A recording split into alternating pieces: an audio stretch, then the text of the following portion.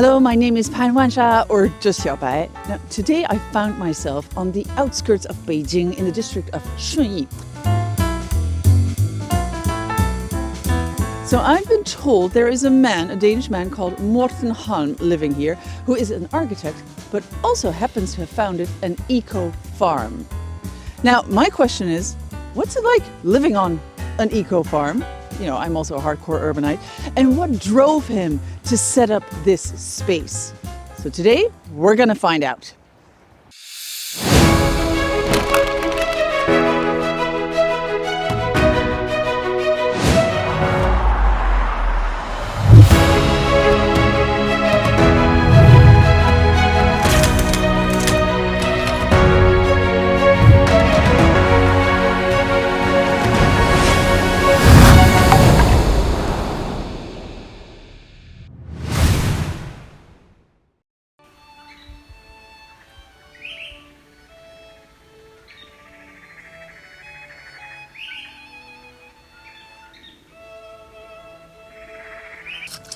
Mr. Holm, Morten. Hey. Thank you for having me here. You're welcome, you're welcome. And, Good to see you. Yes, well, I feel like a fish out of water. So could you A bit please, out of your normal context. slightly, I feel like I'm living or walking in the wild right now. Could you please introduce to us this whole undertaking or part of it? Sure.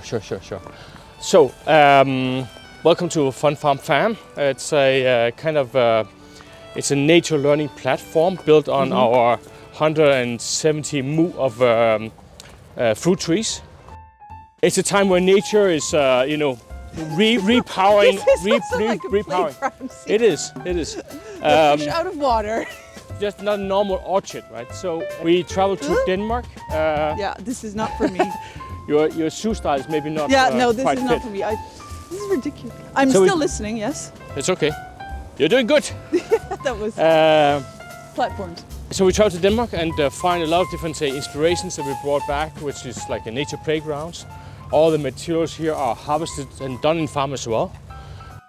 It has a very Scandinavian feel to it. That as well.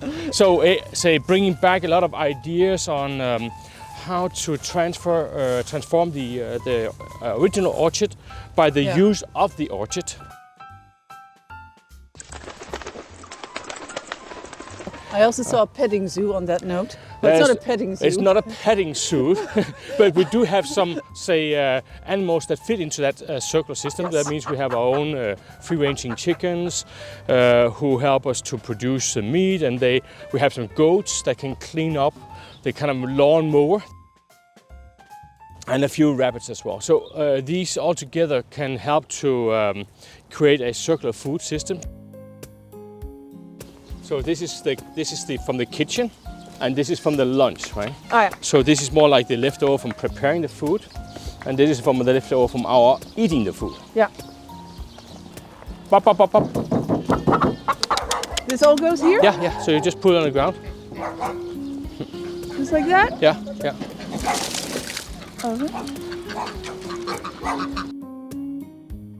So after Morten has taken us on a tour of this pretty big eco-farm, I'm allowed to call it an eco-farm, right? Sure, great. Okay, yeah. Just making sure.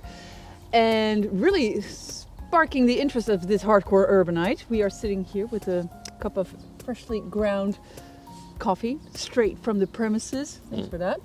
And of course, the question remains, now you have this wonderful farm on the outskirts of Beijing, but how do you take this kind of concept and scale up, or in other words, bring it to the inner Cities. city?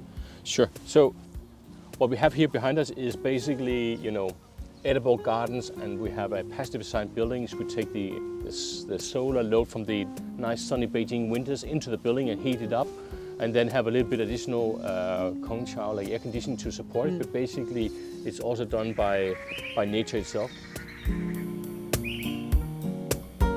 So this is more like green architecture, and but it's also green lifestyle. We hear about on the news how to do the double carbon target in China, how to do biodiversity, how to do ecological this, but rather than talk, we will rather show here. So we try to step by step deploy and realize these different targets on the farm. When we are in the city level, then we, to make this, say, how to greenify the cities and also how to make the transition happen, we need both green streets with green public space and green buildings like this, and we need also a green lifestyle. And green lifestyle is also learning how to live, or relearning sometimes how to live in a green manner. So I think later I'd like to take you to see a very nice public space in Beijing that kind of promotes a bit, say, a healthy, more vibrant lifestyle and bringing some of these ideas and concepts downtown.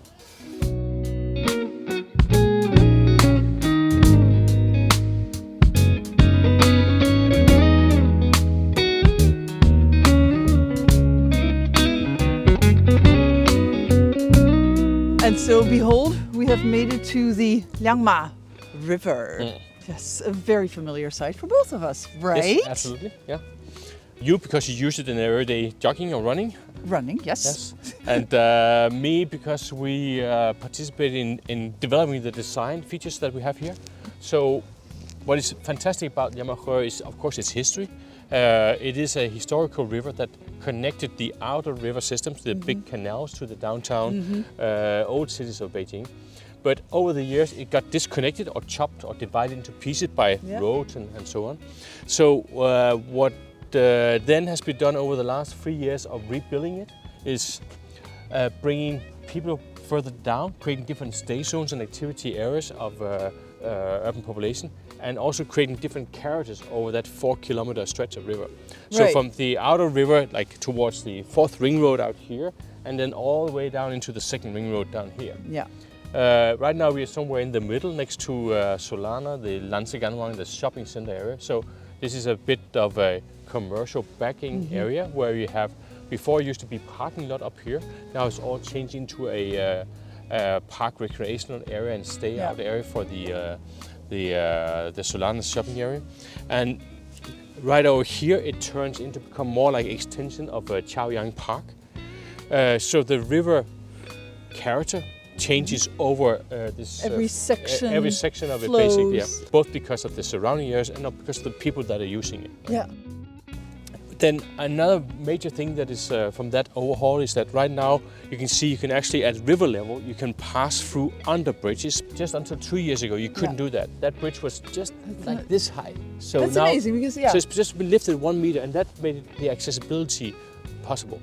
So now you can actually walk along the whole river. Before it was more like walk one river, go up, get down again, walk up and get down again. So the river was not really like perceived as a stretch.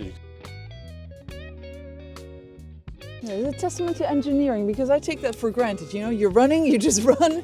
Yeah. What bridge? So I mean, the first step of this kind of really awesome public space is access. It used to be more like a kind of, you know, like a back area of the city, and now we are back to making the frontage of the city.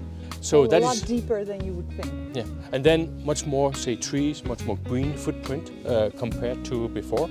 And then upgrading the water quality.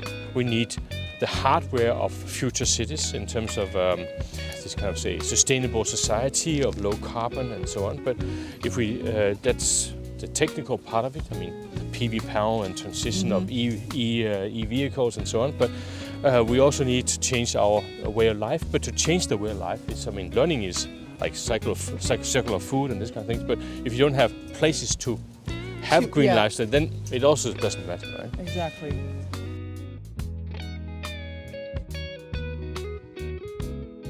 The locals now have nicknamed the Seine. The Seine of Beijing. The Paris Seine River of Beijing. Yeah. Mainly because it's scattered now with restaurants and cafe and outdoor services all over this riverfront.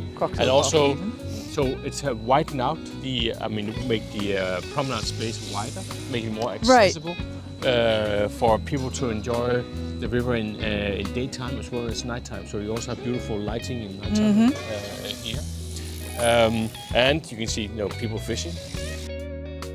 this, say, the river becomes a kind of generator for livability in the city. Livability, what does it mean? It means creating and enhancing the livelihoods, the quality of life of urban citizens. That means both a healthier life and also a more, say, inclusive life in terms of access to green spaces, to use the city as a living room space for whatever you are.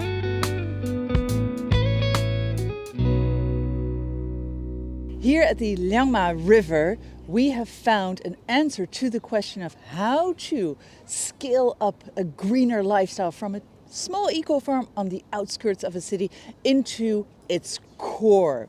Now, under Morten's very expert guidance, we were able to explore today the livability of a city, which in the end is not just limited to its facilities, but also has to do a lot with its surroundings. And on that note, thank you for watching.